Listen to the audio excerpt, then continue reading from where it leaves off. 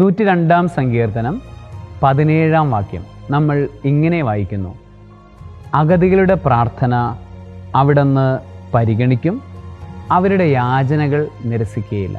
അഗതികളുടെ പ്രാർത്ഥന അവിടുന്ന് പരിഗണിക്കും, അവരുടെ യാചന അവിടുന്ന് നിരസിക്കുകയില്ല. അഗതി എന്ന് പറയുന്നത് ഒന്നിനും കഴിവില്ലാത്ത അവസ്ഥയുടെ പേരാണ്. നമ്മളൊരു അഗതിയായി തീരുക എന്ന് പറയുന്നത് ഒന്നിനും കഴിവില്ലാത്ത ഒരവസ്ഥയായിത്തീരുന്ന ആ ഒരു കാലഘട്ടത്തെയാണ് അഗതി എന്ന് പറയുന്ന അവസ്ഥ.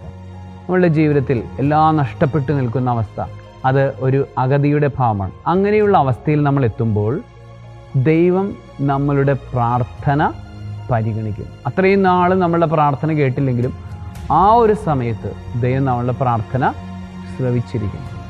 പ്രിയപ്പെട്ട സഹോദര സഹോദരി, നീ നിൻ്റെ ജീവിതത്തിൽ ഇപ്പോൾ വലിയ കഷ്ടതയിലൂടെയോ തകർച്ചയിലൂടെയോ കടന്നു പോവുകയാണോ? നീ പ്രാർത്ഥിക്കുക. തമ്പുരാൻ തീർച്ചയായിട്ടും നിൻ്റെ പ്രാർത്ഥന പരിഗണിക്കും. നിൻ്റെ യാചന അവിടുന്ന് നിരസിക്കുകയില്ല. സർവശക്തനായ ദൈവം, പിതാവും പുത്രനും പരിശുദ്ധാത്മാവും പൂർണ്ണമായി അവിടുത്തെ ആശ്രയിച്ച് പ്രാർത്ഥിക്കാൻ അനുഗ്രഹിക്കുമാറാകട്ടെ. ആമേൻ.